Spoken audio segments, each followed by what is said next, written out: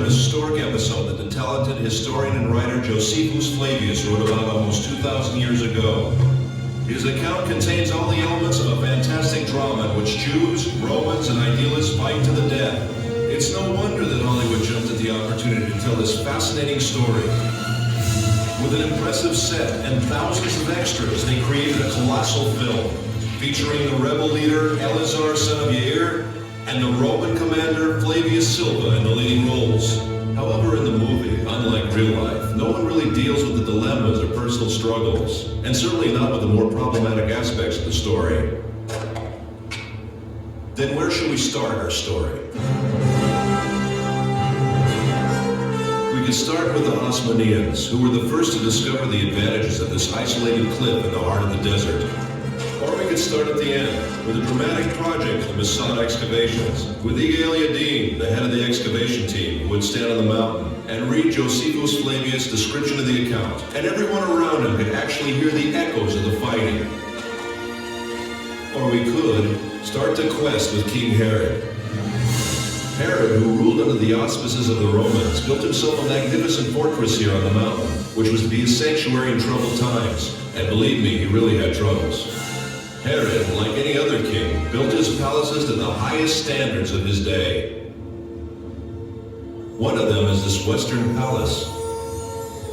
Herod's architect was probably a short guy. Here he built himself a bathhouse, and he would put his lamp here and enter his bath. What can I tell you? This king loved the good life. Until now, we spoke about Herod. It wasn't the splendor of Herod's style that made Masada what it is today. The year is 66 AD. The Jews rebel against the Roman Empire. 4 years later, the temple is destroyed. Jerusalem falls. Everywhere else, the rebels were suppressed. Masada is the last stronghold where there are still Jewish rebels. And believe me, they didn't need Herod's palaces. The rooms in the wall were divided and used as living quarters. They lived from food in the storerooms, and they drank water from the cisterns, kindly left behind by Herod long ago. Right from the beginning of the excavations, signs of the rebels were found elsewhere, in the palaces, in the ritual baths, and in particular in the wall. The deepest experience I went through in Masada was when they found in this particular room the first piece of scroll. To see Hebrew letters coming out of the ground, the same letters which are used until today. Later, more fragments of scrolls were found. One I found with my own hands, but the first experience is unforgettable.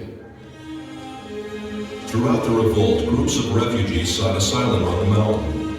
About 1,000 rebels gathered in this fortress in the heart of the wilderness. In 73 AD, the Romans' 10th Legion arrived with thousands of armed soldiers who deployed themselves around the mountain. An enormous war machine. And the movies do it best. After the Romans, of course. The Romans built an attack ramp. The besieged rebels rolled stones down it. The Romans lift a tower to the top of the ramp, equipped with a battering ram to smash the wall. The besieged erect a wood and earthen wall to sustain the blows of the battering ram. The Romans burn it, but the wind almost burns their own tower. Then the wind veering as if by divine providence to the south, blowing with full force in the opposite direction, flung flames against the wall, which now was all ablaze. And in the evening, when the wall was burnt and breached, the Roman army returned to its camps, assured that the whole affair would be over by morning. But Eleazar had ideas of his own. This is it, the last night. My friends, we've reached the climax of the drama. However, unlike the movie, here apparently the events actually took place. And here at Masada, men with families were forced to decide slavery or death.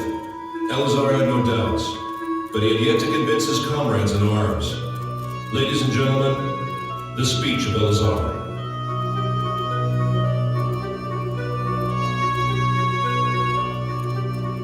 Oh, my loyal followers, the time has now come that obliges us to make that resolution true in practice. Let our wives die before they are abused, and our children before they have tasted slavery, and preserve ourselves in freedom as an excellent funeral monument for us, as we have preferred death before slavery. Once Higa el-Yadin was asked what was the most important artifact he found on Masada. Dozens of priceless objects were found here, he answered. But if I must point to one find, it would be these ostraka. These potsherds. These may be the lots that I'm holding now. Potsherds on which the rebels wrote their names. 10 men who were chosen were the only ones who remained. Their equipment had already burned, and each of them had already killed his wife and children. Then they drew the lots. Who would kill the 9th man and fall on his own sword? And in the morning the Romans arrived, and besides 2 women and a few children, everyone was dead.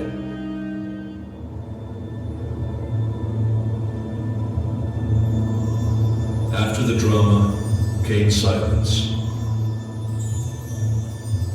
The silence was broken in the 5th century for nearly 200 years by a community of Byzantine monks. 1,200 years later, the first explorers came and rediscovered the mountain. Then the members of the youth movements, seeking a symbol of Jewish heroism, discovered Masada and adopted the mountain.